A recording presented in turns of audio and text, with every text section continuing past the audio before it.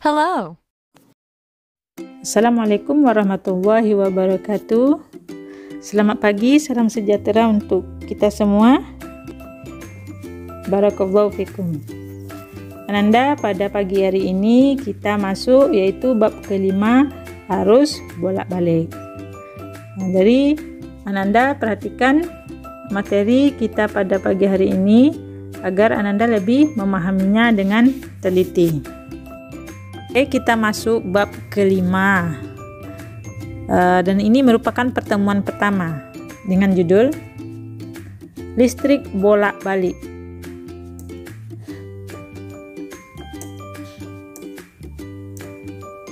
Adapun tujuan dari materi kita pada hari ini yaitu melalui media pembelajaran Google Classroom dengan metode ceramah, diskusi, dan tanya jawab, diharapkan peserta didik mampu melakukan pengukuran besaran-besaran listrik bolak-balik dengan benar serta menimbulkan rasa ingin tahu, berpikir kritis, dan teliti. Ayo mengulas materi sebelumnya.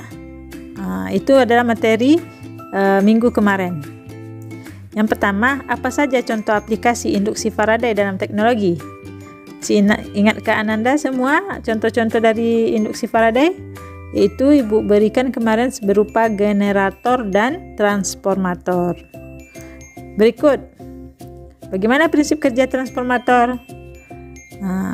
Dulu sudah Ibu peragakan videonya bahwa arus masuk melalui kumparan primer yaitu sebagai tegangan masukan dan melalui inti besi secara sinusoida, dan dia juga pergi ke kumparan sekunder sebagai tegangan keluaran. Terus apa saja jenis-jenis dari transformator yang Ananda ketahui? Dari itu semua Ibu harap Ananda mengingatnya. Kita masuk yang A, besaran dalam listrik bolak-balik.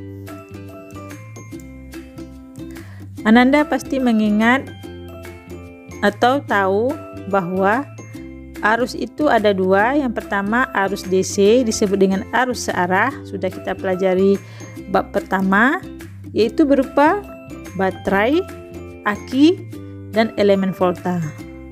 Perhatikan gambar. Pada arus searah dulu, ini ada tegangan berupa baterai aki atau elemen volta. Arus akan mengalir dari kutub positif menuju kutub negatif. Jika polaritasnya kita pindahkan, kita tukar secara manual, maka tetap juga arus akan mengalir dari kutub positif ke negatif. Inilah bentuk dari arus searah. Jadi listrik searah itu dihasilkan dari beda potensial antara dua kutub. Sini nampak gambar dari arus searah. Berikut, arus yang kedua disebut juga arus AC atau arus bolak-balik.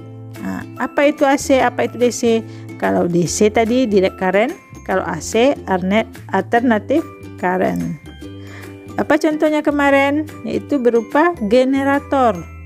Generator itu ada juga bentuk PLN, PLTA, PLTD, PLTU, dan lain-lain sebagainya.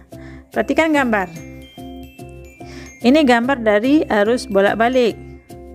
Ini perhatikan tegangan arus bolak-balik ini berupa generator atau lain-lainnya akan mengalir juga melalui kutub positif menuju negatif. Karena dia sudah tegangan dari generator, maka dia akan mengaliri arus secara sinusoida. Perhatikan, jika dia dilihat grafiknya pada osiloskop nih, dia akan membentuk grafik seperti gambar di samping ini. Pada gambar itulah bahwa perbedaan antara arus AC dan bolak-balik yaitu dari hasil tegangannya dari mana. Dan kita tahu bahwa untuk listrik bolak-balik kemarin dihasilkan dari induksi elektromagnetik atau berupa generator. Jadi apa ciri khususnya? Karakteristiknya yaitu yang dihasilkan berupa sinusoidal, di mana setiap siklus akan melalui nol. Jadi dia tetap berulang-ulang dan dia tetap melalui titik nol.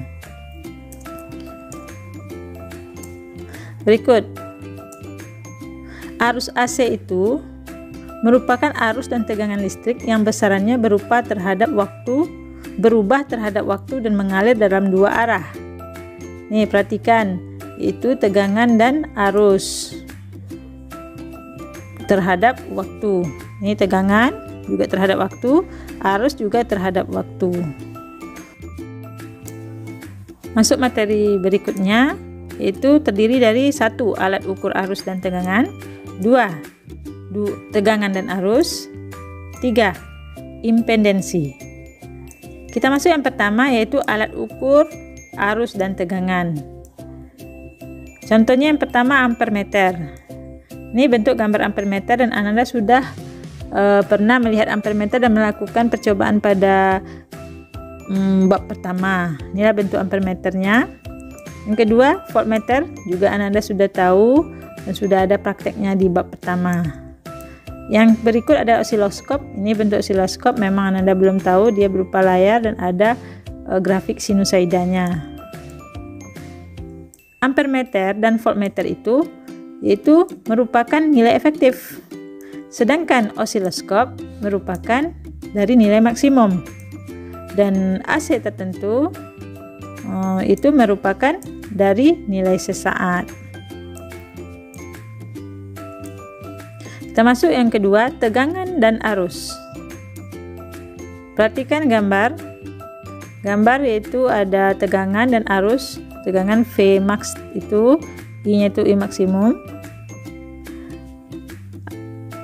Ini semua bentuknya itu adalah pada layar osiloskop. Jadi kita dapat persamaannya untuk arus, berarti I sama dengan I max sin omega T. Yang berikut tegangan V sama dengan V max sin omega T. Nah, dari tegangan dari puncak ke puncak, berarti dia merupakan VPP atau dari tegangan puncak ke puncak 2 kali Vm. Kita masuk yang arus dan tegangan efektif. Nilai efektif arus dan tegangan bolak-balik adalah nilai arus dan tegangan bolak-balik yang dianggap setara dengan arus dan tegangan searah yang menghasilkan sejumlah kalor yang sama ketika melalui suatu penghantar dalam bentuk waktu yang sama. Sehingga kita dapat merumuskannya. Tegangan efektif itu dirumuskan V efektif sama dengan Vm per akar 2. Sedangkan arus efektif sama dengan I maksimum per akar 2. Dan ketentuan V efektif itu merupakan tegangan efektif satuannya volt, Vm itu nama tegangan maksimum volt, I efektif arus efektif ampere, Im arus maksimum ampere. Arus dan tegangan rata-rata adalah harga yang dianggap setara dengan harga arus searah yang tetap untuk memindahkan sejumlah muatan yang sama dalam waktu yang sama. Berarti dapat kita rumuskan arus rata-rata itu IR sama dengan 2 kali EM per Pi. Kita tahu bahwa Pi ini 3,14. 2 dibagi 3,14 nilainya 0,367 dikali IM. Begitu juga untuk tegangan rata-rata. VR sama dengan 2 Vm dibagi Pi atau 0,367 kali Vm. Keterangannya waktu IR itu adalah arus efektif rata-rata ampere, Vm, VR tegangan maksimum rata-rata volt, satuannya volt. Sedangkan Vm tegangan maksimum, satuannya volt. Im arus maksimum, satuannya ampere. Kita masuk yang ketiga, impedensi. Impedensi adalah sebagai besaran yang merupakan nisbah atau perbandingan antara tegangan dengan arus. Kita tahu bahwa simbol impedensi itu Z, satuannya ohm, itu sama dengan hambatan. Jadi Z sama dengan V per I. Maka bisa kita buat keterangannya Z itu impedensi satuannya ohm, V tegangan satuannya volt, I arus satuannya ampere. Oke, kita masuk contoh soal. Pada gambar adalah gambar dari tampilan dari hasil pengukuran pada osiloskop. Misalkan satu kotak itu 10 volt vertikal, satu kotak 5 milisekon horizontal. Dari hasil pengukuran tersebut ditentukan V maksimum, V efektif, V rata-rata, periode, frekuensi, dan V puncak ke puncak. Ini perhatikan gambarnya, waktu di bawah, di atas tegangan. Petunjuk soal tadi bahwa satu kotak vertikal tegangan, kotak horizontal adalah waktu.